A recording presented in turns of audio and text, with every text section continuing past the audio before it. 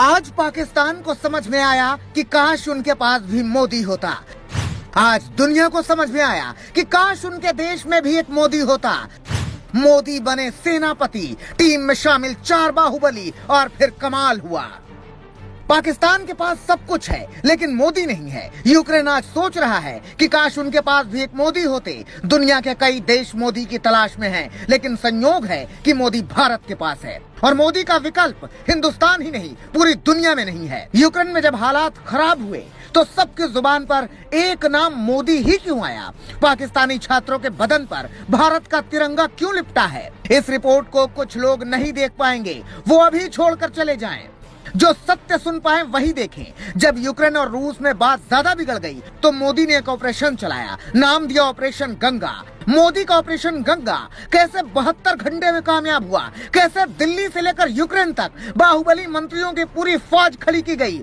एक से बढ़कर एक अधिकारी ऑपरेशन में लगाए गए, एक से बढ़कर एक मंत्री लगाए गए। एयर इंडिया से मामला नहीं संभला तो फिर वायुसेना को ऑपरेशन का जिम्मा सौंपा गया और पूरी दुनिया देखती रह गई। मोदी ने कैसे 72 घंटे में भारतीय छात्रों को यूक्रेन से सुपरमैन की तरह निकाल लिया। लड़ाई में वो शेर नहीं होता जो मारता है, बल्कि बचाने वाला सवा शेर माना जाता है। भारत का विपक्ष मोदी को कोस रहा था, तब मोदी अधिकारियों और वायुसेना के साथ मिलकर ऑपरेशन गंगा का प्लान बना रहे थे।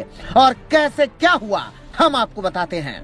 यूक्रेन में सिर्फ वो बच सकता है जिसका रिश्ता भारत से हो या पास में भारत का झंडा हो। रूस के सैनिक तिरंगा देखते ही मोदी मोदी कहने लगते हैं और फिर वो मदद भी करते हैं। पाकिस्तान अपने फंसे हुए छात्रों की मदद नहीं कर पा रहा। इसके कई वीडियो वायरल हैं। पाकिस्तान के छात्रों को समझ में आया कि उन्हें भी मोदी और भारत का तिरंगा ही बचाएगा। पाकिस्तान को एक बार फिर समझ में आया कि भारत क्या है, पीएम मोदी की ताकत कितनी है।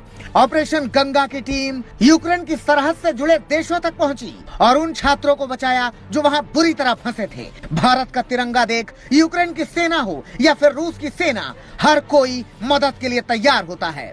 पीएम मोदी ने ऑपरेशन गंगा के लिए पहला नाम चुना एस जयशंकर का। एस जयशंकर विदेश मंत्री हैं, लंबे वक्त तक विदेश सचिव भी रहे हैं। विदेश नीति के मामले में एस जयशंकर को वही दर्जा हासिल है जो रक्षा से जुड़े मामले में अजीत डोभाल को मिलता है।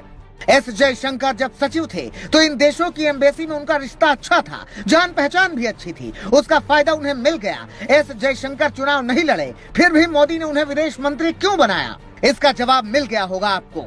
एस जयशंकर ने ही सुझाव दिया कि अब वायुसेना के जवानों को लगाना चाहिए। पीएम मोदी ने फिर एक ऐसे नेता को काम दिया जिसके कांग्रेस में कोई इज्जत नहीं थी। मोदी के सबसे खास और भरोसेमंद हनुमान ज्योतिरादित्य सिंधिया को ऑपरेशन गंगा में बड़ी जिम्मेदारी दी गई। पीएम मोदी आजकल अपने बड़े मिशन में ज्योतिरादित्य सिंधिया को शामिल करते हैं। ज्योतिरादित्य सिंधिया ने रोमानिया में मोर्चा संभाला तो मंत्री हरदीप सिंह पुरी हंगरी पहुंचे। किरण रिजिजू को मोदी ने स्लोवाकिया भेजा तो जनरल वीके सिंह को पोलैंड भेजा गया। पहले ऐसे हालात पर भारत में मंत्री सिर्फ बयान देते थे। पहली बार है जब मंत्री मैदान में है। भारत के करीब 6 मंत्री कमान संभाल रहे हैं। मंत्री स्मृति ईरानी, मंत्री राजनाथ मैदान में उतरे। अधिकारी मंत्री वायुसेना, कई राजनयिक भारतीय छात्रों की मदद में लगा दिए गए हैं। पहले लीबिया में बचाया, फिर इराक में बचाया, फिर अफगानिस्तान में बचाया, अब यूक्रेन में भी। मोदी की तारीफ आपको झूठी लगती है तो कुछ और सच्चाई हम दिखाते हैं। ये खत देखिए, इसमें लिखा है न वीजा चाहिए न कुछ, मदद चाहिए तो पैसे भी मिलेंगे। कहाँ तक जाना है, कहाँ नहीं जाना है, ये तक लिखा गया है।